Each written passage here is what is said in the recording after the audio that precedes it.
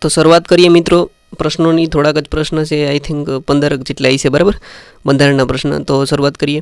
નીચેનામાંથી કોને ભારતીય બંધારણીય વ્યવસ્થાના સમવાયી લક્ષણો ગણાવી શકાય? તો બે વિધાનો આપેલા છે, એક જ નાગરિકતા અને લેખિત બંધારણ। તો આપણે જોઈએ નીચે હજી એના વિશે બરાબર। તો ભારતીય બંધારણીય વ્યવસ્થાના સમવાયિક લાક્ષણિકતાઓ બરાબર, એટલે એકલ નાગરિકતા અને લેખિત બંધારણ બંનેનો સમાવેશ થાય છે બરાબર। અને ભારતમાં તમામ નાગરિકો પાસે માત્ર એક જ નાગરિકતા છે અને જે ભારતનું છે અને કોઈ રાજ્યનું નથી બરાબર। અને વાત કરીએ લેખિત બંધારણ, તે ભારતનું બંધારણ લેખિત દસ્તાવેજ છે જે દેશના શાસન, નિયમો અને સિદ્ધાંતોને સ્પષ્ટ કરે છે। તો મિત્રો આપણે જોઈએ તો આ બંને વિધાનો કેવા છે? સાચા બરાબર।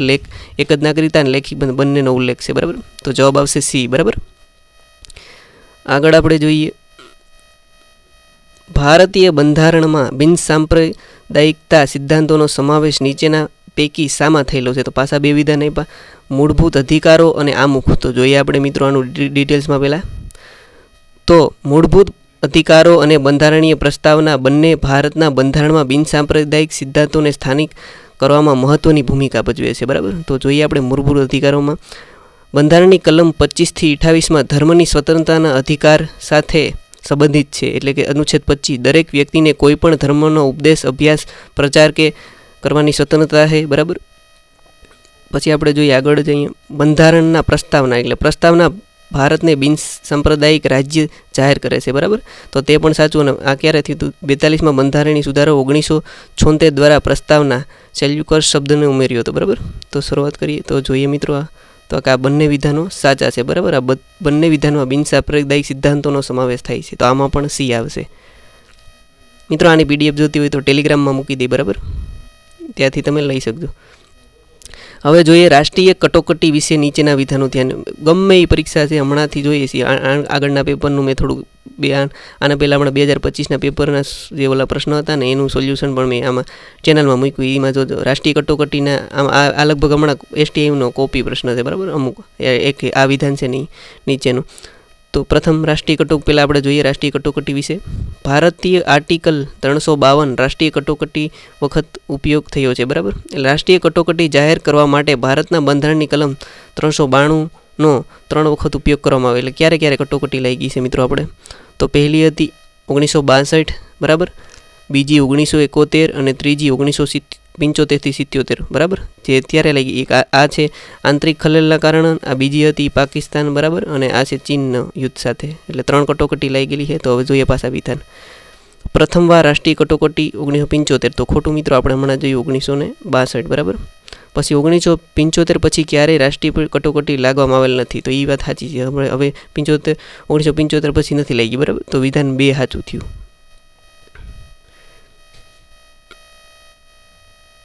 આગળ આપણે જોઈએ તો સમાનતાનો મૂળભૂત અધિકાર વિશે નીચેના શામાં સમાવેશ થાય છે બરાબર? શૈક્ષણિક સંસ્થાઓ તથા નોકરીઓ, અનામતની જોગવાઈ, અસ્પૃશ્યતા નાબૂદી બરાબર। એટલે સમાનતાના મૂળભૂત અધિકાર, એટલે આ મૂળભૂત અધિકાર વિશેની વાત છે। એટલે સમાનતાના મૂળભૂત અધિકારો, એટલે સમાનતામાં મિત્રો 14 થી 18 આર્ટિકલ આવેલા છે બરાબર, જેમાં ભારતીય બંધારણના અનુચ્છેદ 16(4) અને 15(4) અનામત સમાવિષ્ટ છે, જેમાં સામાજિક અને શૈક્ષણિક રીતે પછાત વર્ગો માટે વિશેષ જોગવાઈઓ છે બરાબર। એટલે આ વિધાન સાચું।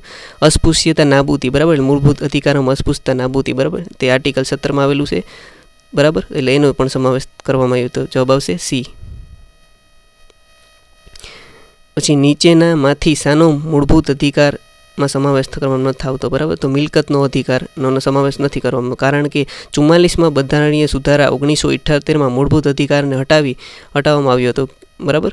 એટલે કે એને મૂળભૂત અધિકારોમાંથી હટાવી દીધો અને તેને કાનૂની અધિકાર તરીકે ઘોષિત કરવામાં આવ્યો બરાબર। હવે રાષ્ટ્રપતિ આગળ જોઈએ મિત્રો, એક જ મિનિટ। રાષ્ટ્રપતિની ચૂંટણી કરતા મતદાન મંડળ નીચેના પૈકી કોનો સમાવેશ થાય છે? રાષ્ટ્રપતિની ચૂંટણીમાં બરાબર કોણ કોણ મતદાન કરી શકે બરાબર?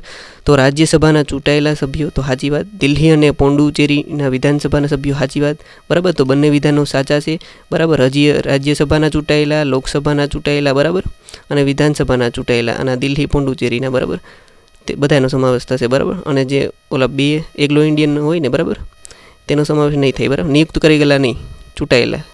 પછી રાષ્ટ્રપતિની સત્તાઓ નીચેના પૈકી શાનો સમાવેશ થાય છે? તો લોકસભાનું સત્ર બોલાવવાની સત્તા, વડાપ્રધાનની નિમવાની સત્તા. તો બંને. આ તો હાવ હેલો, બરાબર. તો બે હાચા. હવે જોઈએ મિત્રો આગળ.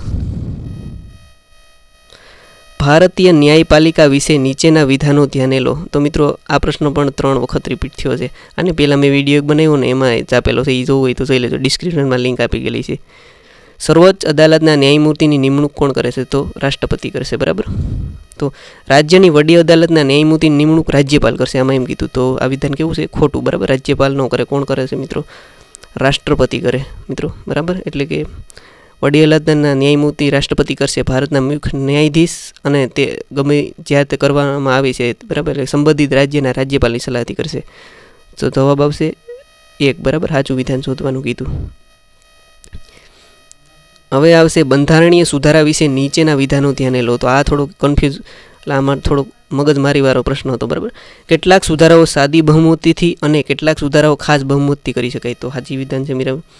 તો કેટલાક સુધારાઓ ખાસ બહુમતથી ઉપરાંત 2/3 રાજ્યોના સંમતિથી પણ આવશ્યક છે, બરાબર. તો આપણે જોઈએ મિત્રો આ વિધાન શું કહેવા માંગે. તો અનુચ્છેદ 368, બરાબર, સુધારા વધારા, બરાબર.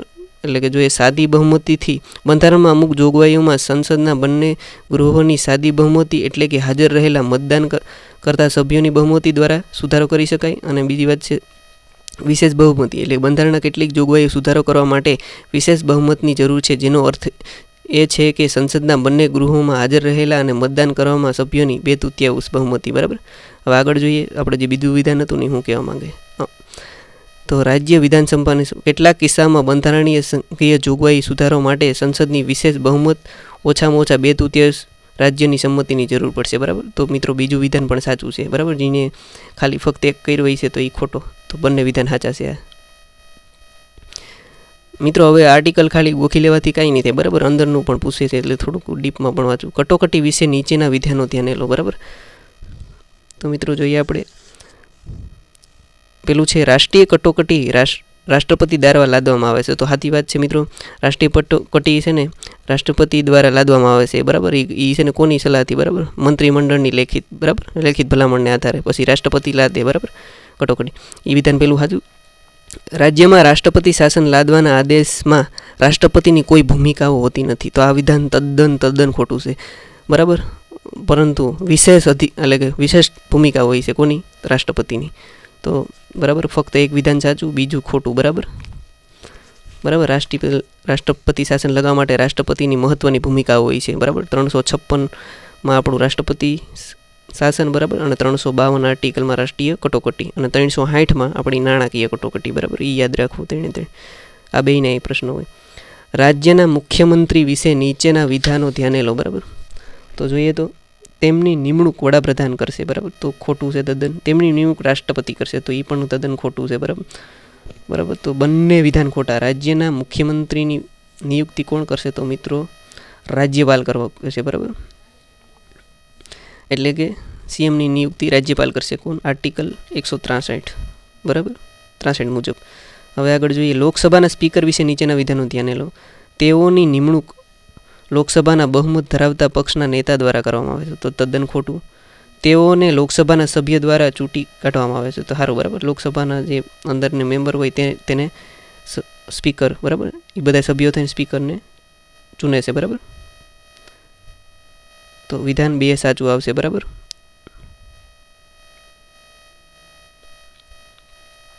ઉપરાષ્ટ્રપતિની લાયકાત વિશેના ધ્યાને લ્યો. તો તેઓ ભારતના નાગરિક હોવા જોઈએ. તેઓ લોકસભાના સભ્ય તરીકે ચૂંટાવાની લાયકાત હોવી જોઈએ. તો પહેલું વિધાન સાચું છે ને બીજું કેવું છે? ખોટું. તેઓ લોકસભાના નહીં પરંતુ રાજ્યસભાના સભ્ય તરીકે ચૂંટાવાની લાયકાત હોવી જોઈએ. ભારતના નાગરિક હોવા જોઈએ. પછી રાજ્યસભાના સભ્ય તરીકે ચૂંટાવાની લાયકાત હોવી જોઈએ. ઉંમર ઓછામાં ઓછી 35 વર્ષ હોવી જોઈએ, બરાબર. તો આવી લાયકાત હોવી જોઈએ, બરાબર. અને કોઈ પણ લાભના પદ ન હોવા જોઈએ કેન્દ્ર કે રાજ્ય સ્તરે.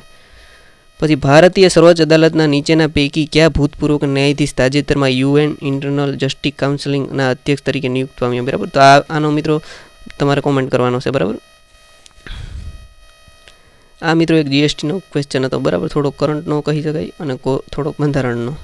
GST 179 આર્ટિકલ મુજબ, બરાબર. તો આમાં થોડુંક મગજ મારી શકે એવું હતું, બરાબર. આવું એટલું વિધાન છે ને, બરાબર. તેમાંથી જો એમ આનો મિત્રો જવાબ ખબર હોય તો તમે કોમેન્ટ કરજો, બરાબર. મને તો 1 અને 2 વિધાન 2 ખોટું લાગે છે, બરાબર. 1 ને 3 હોઈ શકે, બરાબર. આ 2 વિધાનમાં થોડુંક ડાઉટ છે, આ 2 નહીં. તો મિત્રો મળશું આપણે બીજા વિડીયોમાં, બરાબર. અને આના મિત્રો આ પેપરના ઇતિહાસના પ્રશ્નોનું સમાધાન જોતું હોય તો કહેજો, બરાબર. તો આપણે થોડી મહેનત કરીને વિડીયો બનાવે, બાકી નહીં. ઓકે.